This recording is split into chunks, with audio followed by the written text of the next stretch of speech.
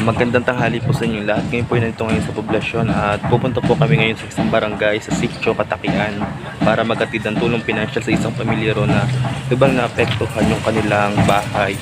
Nakita po namin sa Facebook na sirang-sira po talaga yung bahay nila at buti na lang may isang foundation po na gustong tumulong sa kanila sa isang maliit na paraan. Kaya magdadala po kami doon ng financial assistance sa kanila sa maliit na parang ito. Sana makatulong kami sa kanila. Ito po ang aming kulumang beses na lalabas kami ng bayan ng Patanungan para tumulong po sa aming mga kababayan. Supposedly, tatlo lang po kami pupunta sa Sitio Katakian para less po yung hindi po masyadong crowded kami at iwasan na rin po pati yung para po magkaroon pati ng physical distancing na mangyayari dahil meron po kaming case ng po dumating kaya strict yung protocol na pinatutupad ngayon dito sa bayan ng Patanungan.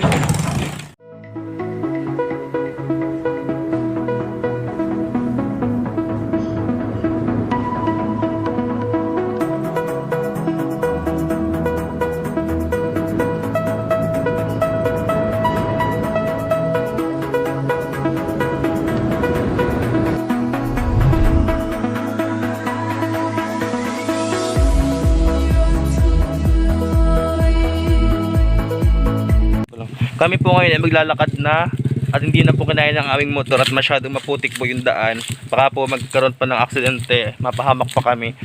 Yung nga po sa padayon po ang aming motto kapag may mga ganitong mga relief operation na pupunta sa iba't ibang barangay, safety first. Yun po talaga yung motto ng padayon kapag may relief operation.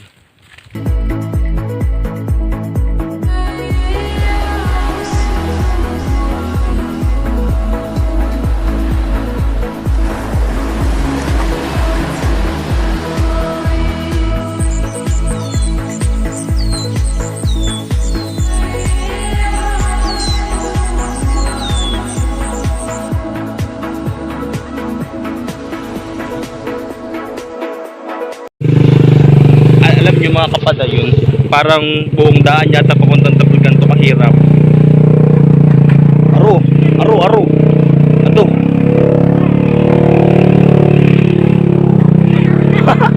Masakit daw, ang lalim.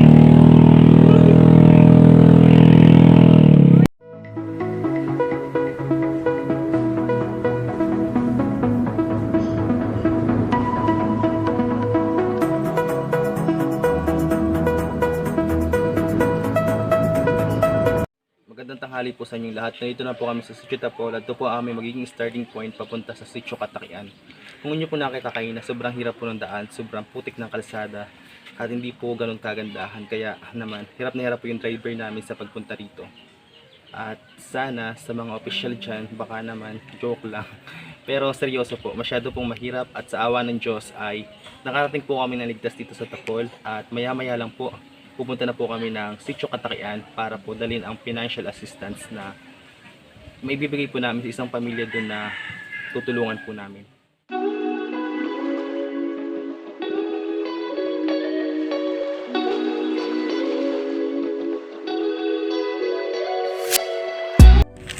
Okay, nandito na po kami sa Sitio Tapol at aalis na po kami rito at pupunta na po kami sa Sitio Katakian para po dalhin na po yung financial assistance na tulong ng isang non-government organization na nagbigay rin po sa amin para maipabot sa pamilyang ito. Hi guys! Yun nga palang bibigyan namin sa Katakian. Ang pumili nun ay yung nag-donate sa padayon. Sila ang pumili na ang pagkalooban ng kanilang ibinigay sa padayon. Parang padayon lang yung ginawa nilang way para mapaabot yung tulong nila ay ang Ocean Care Project mula sa England. So thank you po sa Ocean Care Project. Sa ulitin po, maraming salamat po sa inyo. Yes po. Makakarating po talaga ito dun Opo. sa taong pinili po ninyo na pagkalooban ng Opo. Dahil kami financial na ito. Salamat po.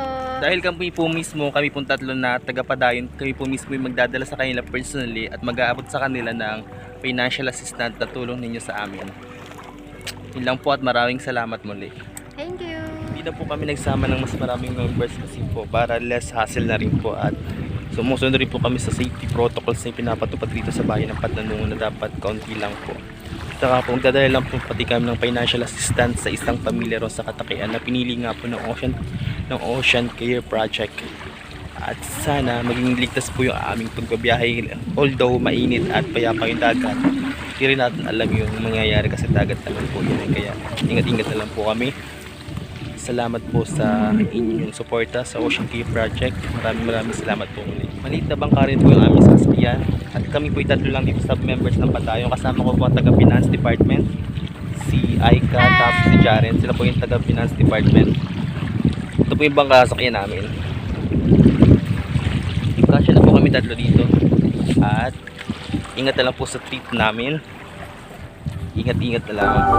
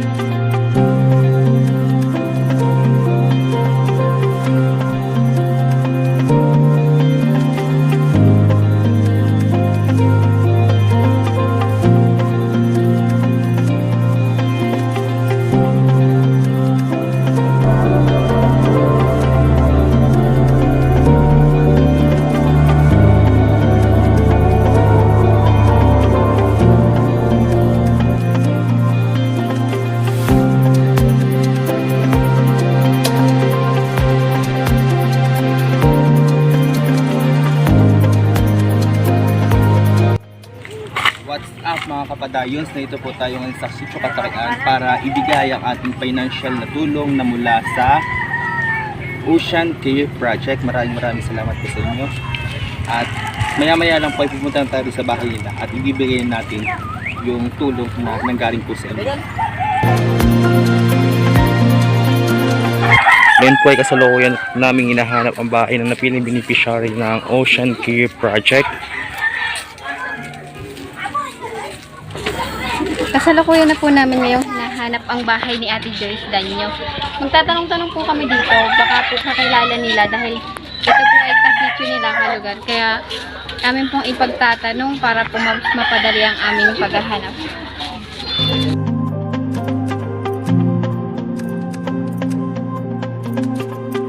Okay.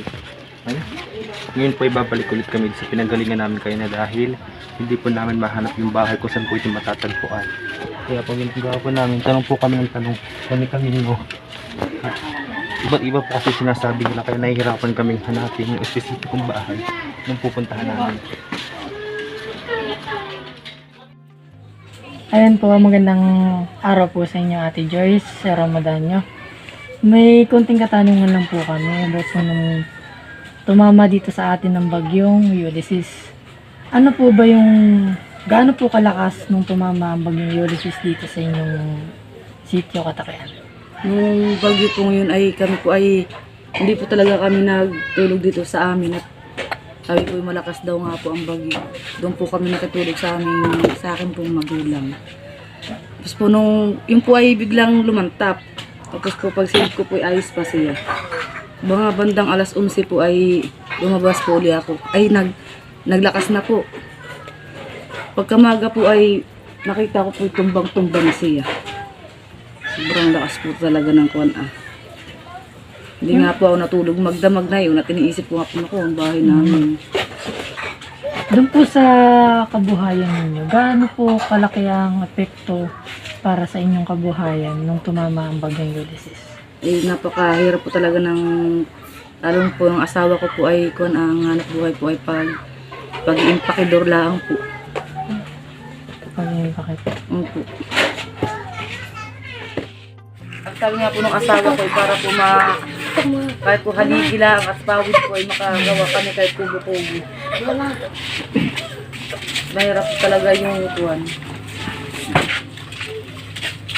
Ito po yung kaunting tulong na nakayanan po na Ocean Care Project po. Para po sa inyo. Maraming salamat.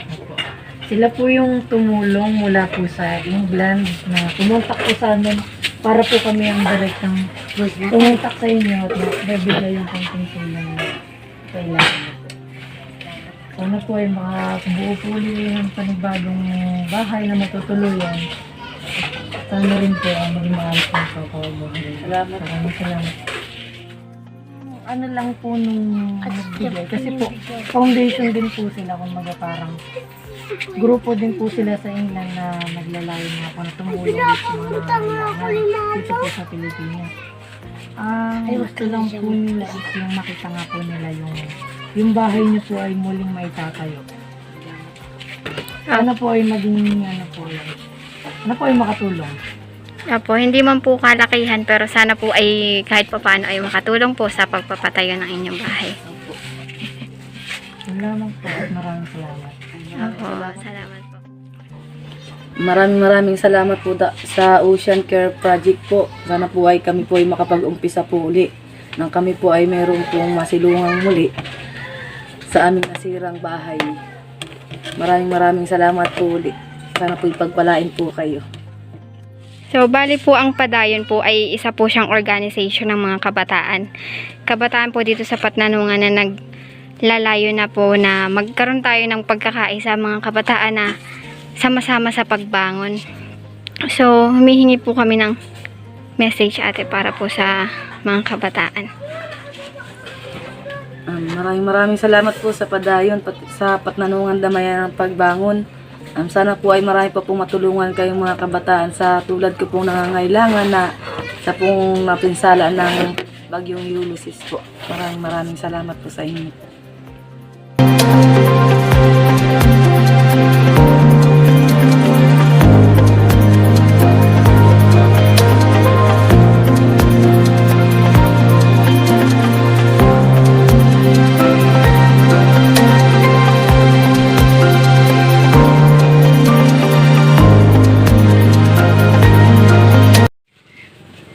Mahigit ng isang buwan ng maranasan ng bayan ng Patnanungan ang matinding hagupit ng bagyong si Ulysses na maglandfall itong November 11.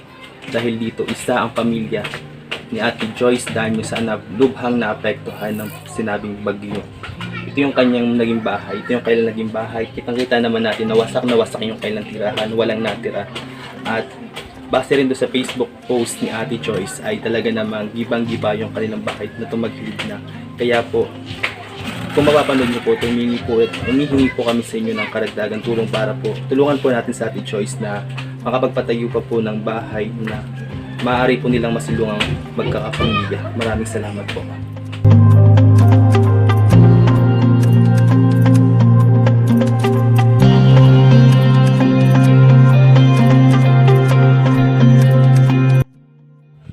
Personal na po namin naihatid kay Ate Joyce ang tulong na mula sa Ocean Care Project.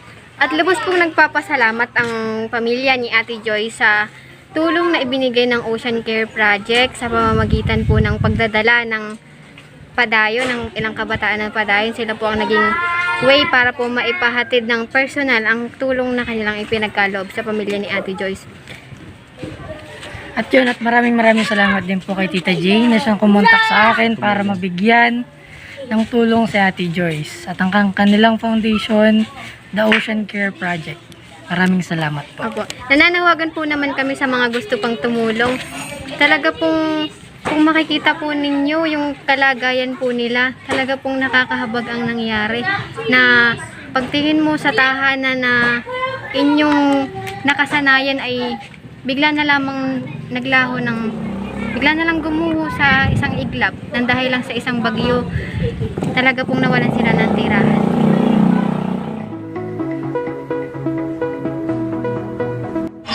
What's up mga kapadayans? Na ito po ngayon tayo sa Singit Food House at kakain po tayo ng special burger na libre po ng ating kapadayans na si Aika. Maraming salamat sa libre. Tatapos lamang po ng ginawa namin dito at babalik na po kami ng bayan. Update po ulit namin kay mamaya pag kami kakain na. See you later mga kapadayans. What's up mga kapadayos? Ngayon po kami pupunta na sa Baybay at kami uuwi na po ng bayan. Miss ko na yung bayan. Char, marami po kasi akong gagawin kaya excited na akong bumalik ng bayan. Sana all nami-miss. Nakuha na po. Special thanks po nga pala Sa sa burger, thank you po sa burger. Miss Aika. Thank you.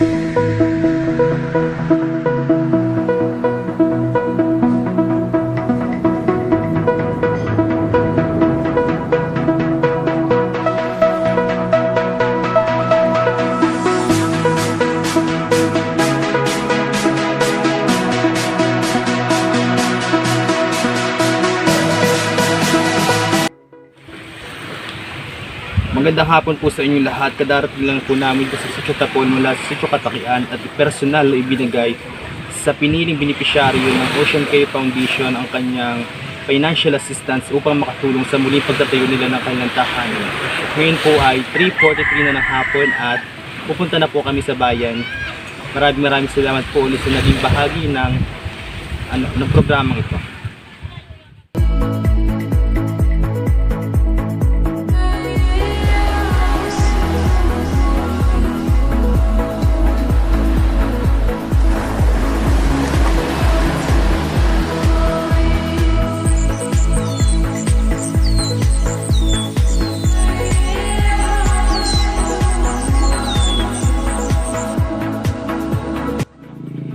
Grabe po talaga yung pinagandaan papunta Tapon at pabalik ng bayan.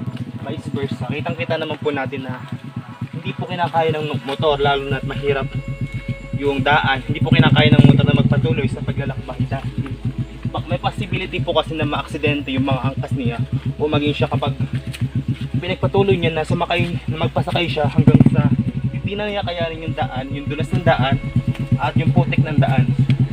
Kitang-kita naman po natin. Maputik,